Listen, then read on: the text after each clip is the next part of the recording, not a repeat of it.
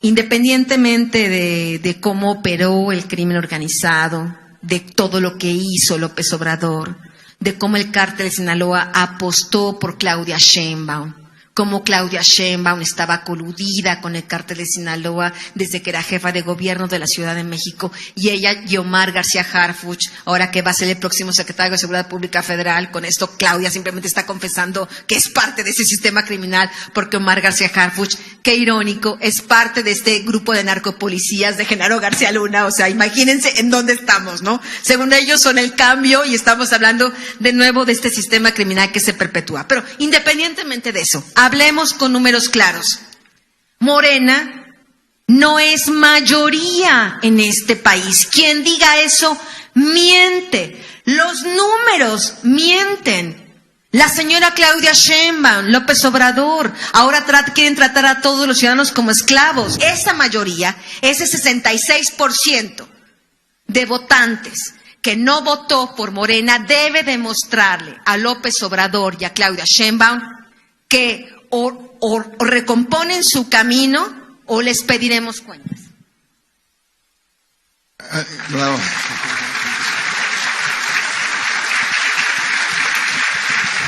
Y financió las 3 campañas presidenciales de Andrés Manuel López Obrador.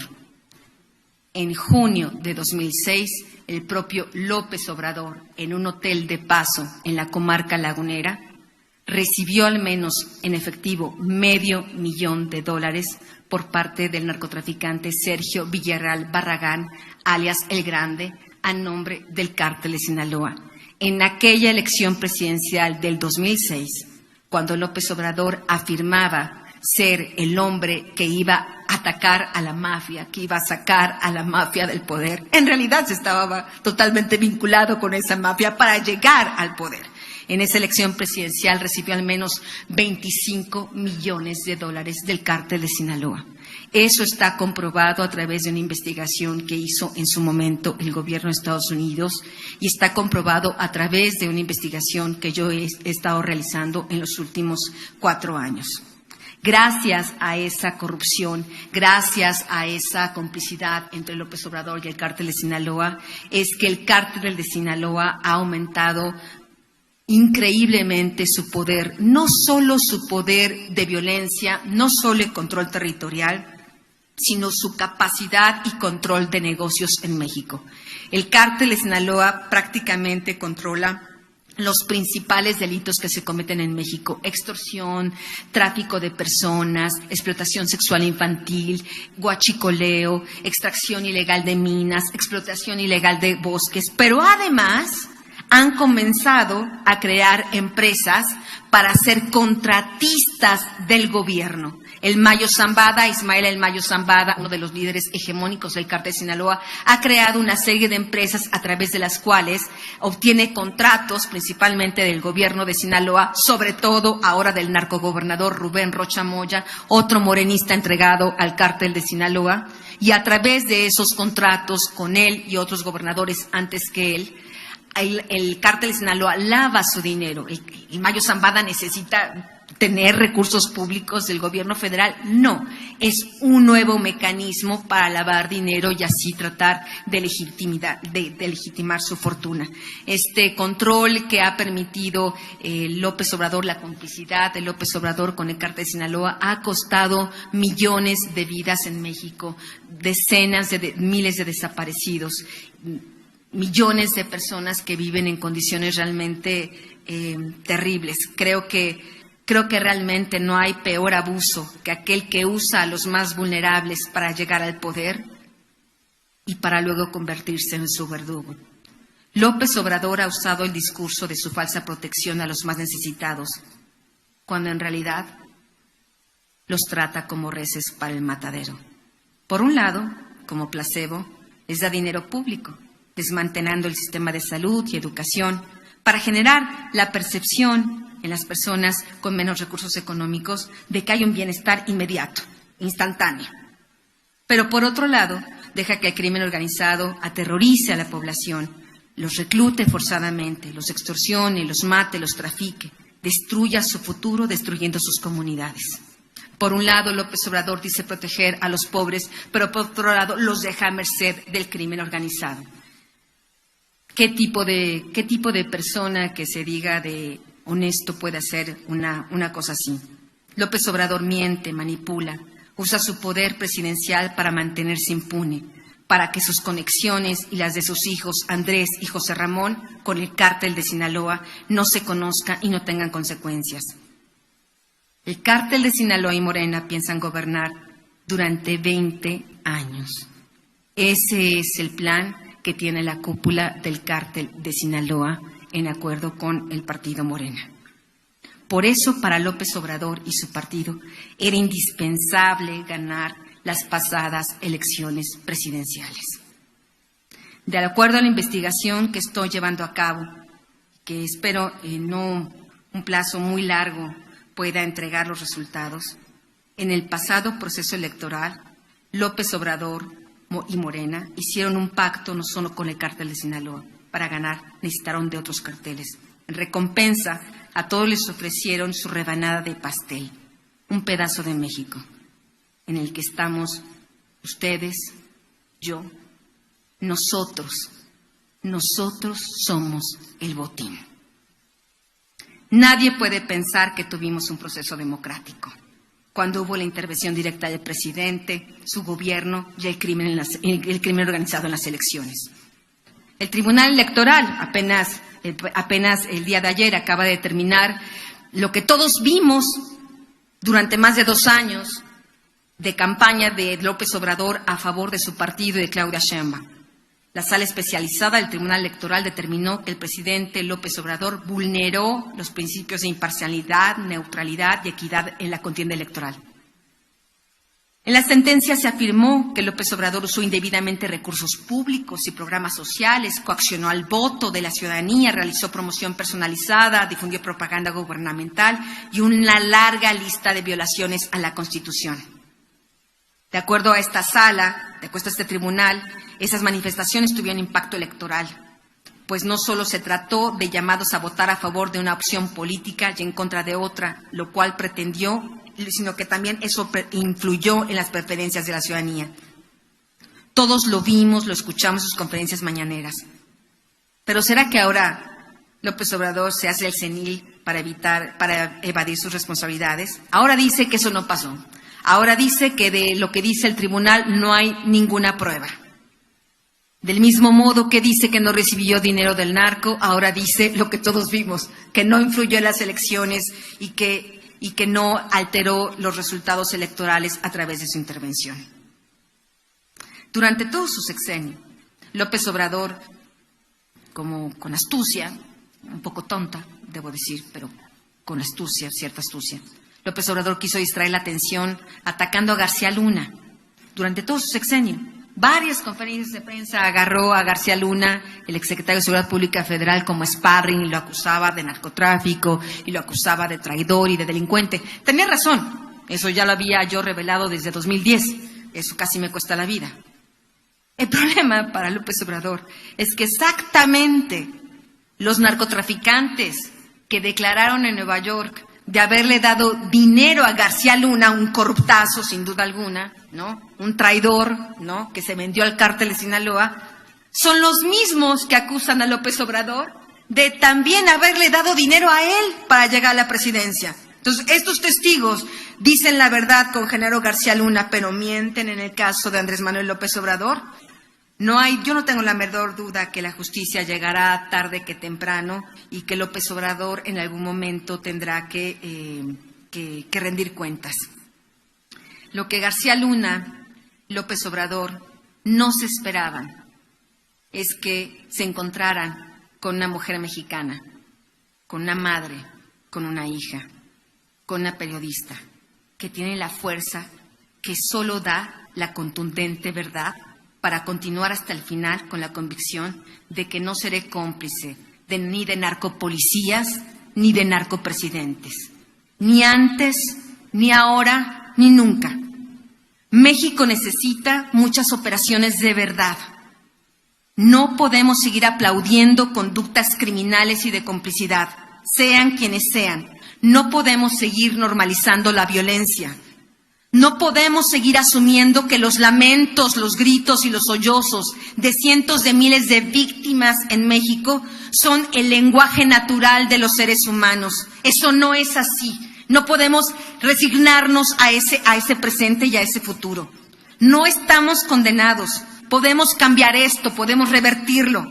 Todos somos víctimas de este sistema criminal. Nadie aquí está exento de este sistema. No solo son víctimas los muertos, los desaparecidos, los extorsionados, los secuestrados. Somos víctimas todos y solo todos podemos cambiar el rumbo de las cosas. Como ciudadanos mexicanos es importante entender nuestro rol en la destrucción de nuestro país. Dejarnos de comportarnos como menores de edad y convertirnos en adultos. Decía el escritor y filósofo italiano Antonio Gramsci, quien enfrentó solo la dictadura fascista de Mussolini. Odio al indiferente. Vivir significa tomar partido. El que vive de verdad no puede dejar de ser ciudadano, no puede dejar de tomar partido. La indiferencia y el parasitismo y la cobardía no es vida. Por eso odio a los indiferentes. La indiferencia es el peso muerto de la historia. Es la bola de plomo para el innovador, la materia inerte en la que se ahogan a menudo las iniciativas humanas más generosas. Yo pienso que la plaga que afecta a este país es esa de la indiferencia. Lo que nos está matando es justamente eso. Yo soy solo una ciudadana como ustedes. Mis investigaciones han logrado cambiar diferentes cosas de México. Han logrado llevar a gobernantes a la cárcel. El caso, por ejemplo, de Tomás Yarrington, lo acaban apenas de liberar hace pocos días, quien reveló que Tomás Yarrington, exgobernador priista de Tamaulipas, estaba coludido con el cártel del Golfo. Y así como García Luna y así como López Obrador, toda su carrera política fue financiada por esta organización para llegar a ser gobernador y lavó dinero para ese cártel. Yo lo denuncié en 2006. El señor Tomás Yarrington, me acuerdo, todavía tuvo la idea de querer denunciarme por calumnia. Fuimos a los tribunales, él perdió el caso y él terminó en la cárcel en Estados Unidos justamente por las investigaciones, justamente acusado de las revelaciones que había hecho yo, como en el caso de García Luna. Otro caso, por ejemplo, es el señor Tomás Herón o el señor Jesús Murillo Caram, dos protagonistas terribles en aquellos hechos del ataque y desaparición de los estudiantes, dos artífices de torturas indecibles, de fabricar culpables para tratar de ocultar que el ejército mexicano y la Policía Federal estaban involucradas en ese caso. Finalmente, después de varios años, incluso este gobierno los señala ya como los responsables. Así que el periodismo sirve. Yo soy solo una ciudadana. En mí, en realidad, no hay nada extraordinario. Solo la convicción de que como testigo y conocedora de tantas infamias, de tanta injusticia, de tantas víctimas, yo no voy a darles la espalda. No puedo mirar hacia otro lado.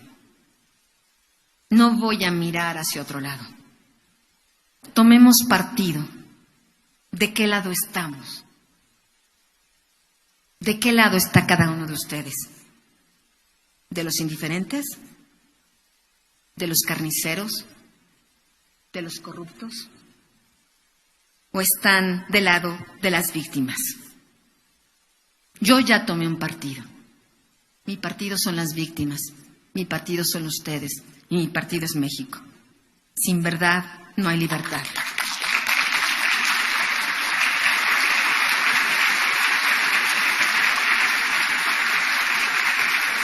Agradecemos a Anabel Hernández, periodista, por estas palabras, por su testimonio, por su valentía.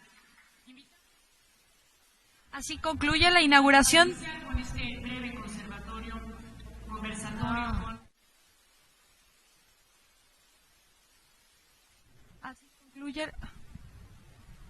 Así concluye la inauguración del segundo Encuentro Iberoamericano de Periodismo por la Paz, Gobierno de Guanajuato Soy Paz AC, a cargo de Anabel Hernández.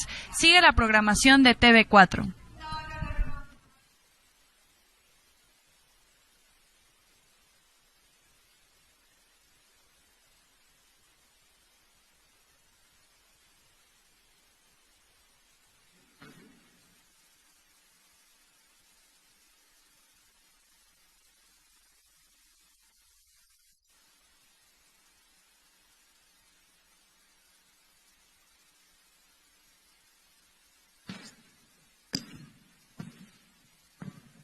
Gracias.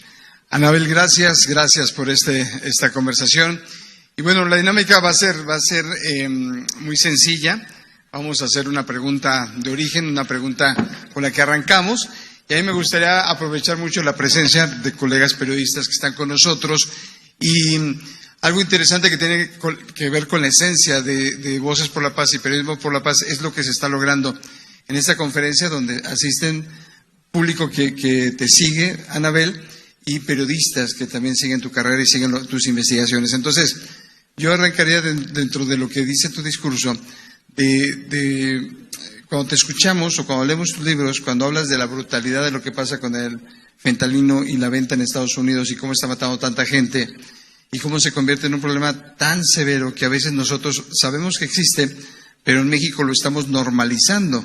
Entonces ya son muertos, no pasa nada. Y si sucede en Estados Unidos, menos.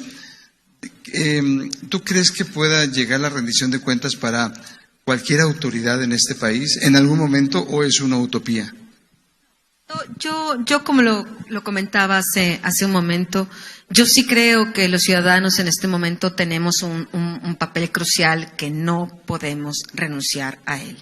Y si renunciamos a ese papel crucial, discúlpenme, señores y señoras, con todo respeto, son igual de cómplices que ellos. Porque quedarse callados, mirar hacia otra parte, quedarse indiferentes, es simplemente alentar esa violencia, esa corrupción, esa colusión, este sistema criminal que está matando a nuestro país. Así yo sí creo que el sistema criminal, los integrantes de este sistema criminal que se ha gestado durante décadas, o sea, este sistema criminal no nació en este sexenio, el sistema criminal viene creciendo, acumulando poder, hasta encontrando, diría yo, y eso sí lo diría, que creo que en este sexenio encontró uno de sus puntos más culminantes, ¿no? Está llegando prácticamente a la cresta del poder, del cual no querrá bajarse este sistema criminal. Y el sistema criminal por sí mismo no va a cambiar. Lo único que puede hacer que lo cambiemos somos nosotros. Y creo que ahí, si me permites, quisiera exponer una última idea que iba a comentar en ponencia, que no comenté. Yo he escuchado, he leído tantos y tantos artículos, debates, análisis, conversaciones privadas de qué pasó el 2 de junio. Y siento que muchos mexicanos están como, digamos, de capa caída, ¿no? Piensan, bueno, participamos, hicimos civilmente lo que nos correspondía y miren lo que pasó.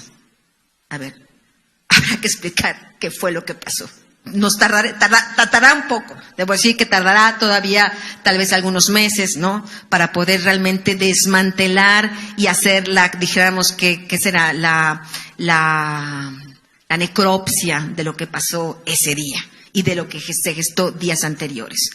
Pero independientemente de cómo operó el crimen organizado, de todo lo que hizo López Obrador, de cómo el cártel de Sinaloa apostó por Claudia Sheinbaum, cómo Claudia Sheinbaum estaba coludida con el cártel de Sinaloa desde que era jefa de gobierno de la Ciudad de México, y ella y Omar García Harfuch, ahora que va a ser el próximo secretario de Seguridad Pública Federal, con esto Claudia simplemente está confesando que es parte de ese sistema criminal, porque Omar García Harfuch, qué irónico, es parte de este grupo de narcopolicías de Genaro García Luna. O sea, imagínense en dónde estamos, ¿no? Según ellos son el cambio y estamos hablando de nuevo de este sistema criminal que se perpetúa. Pero independientemente de eso, hablemos con números claros. Morena no es mayoría en este país. Quien diga eso miente. Los números mienten. La señora Claudia Sheinbaum, López Obrador, ahora quieren tratar a todos los ciudadanos como esclavos, ¿no? Ellos son el reino, ellos ganaron mayoritariamente, ellos aplastaron en las elecciones y ahora son la mayoría y esa mayoría les permite hacer lo que se les dé la gana. Es falso. Y se los voy a explicar por qué. El padrón electoral, los millones de mexicanos que ese 2 de junio debieron, porque además debieron haber ido a votar, no fueron, pero debieron, era de, estamos hablando de 97 millones de electores. De ese 97 millones de electores, solo 54 millones fueron a votar.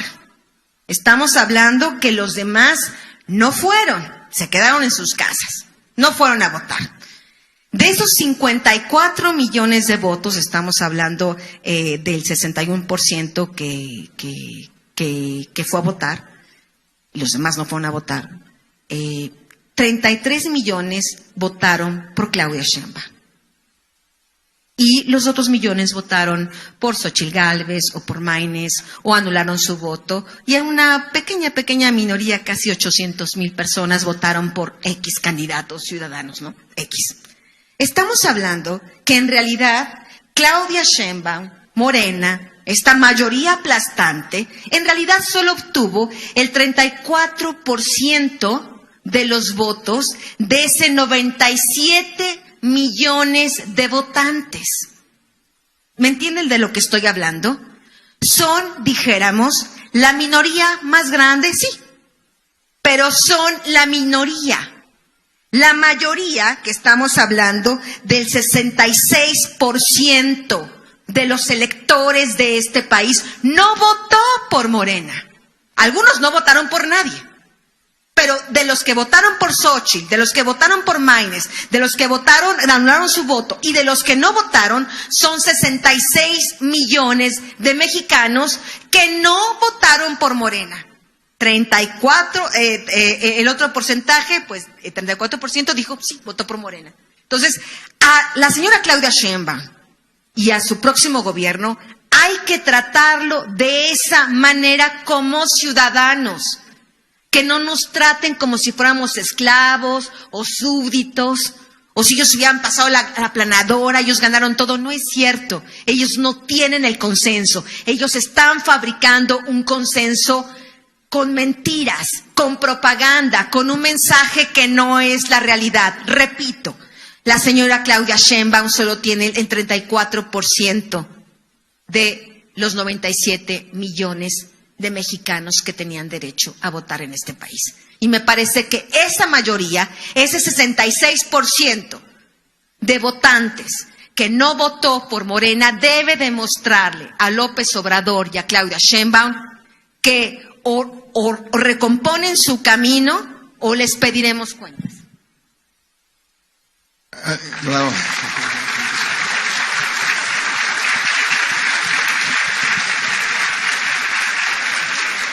¿Algún colega quiere? ¿Seguimos la conversación o seguimos la conversación? Muy bien, ustedes nos dicen, cuando alguien levante la mano, empezamos con este ejercicio democrático de preguntas y respuestas. Ahí por allá.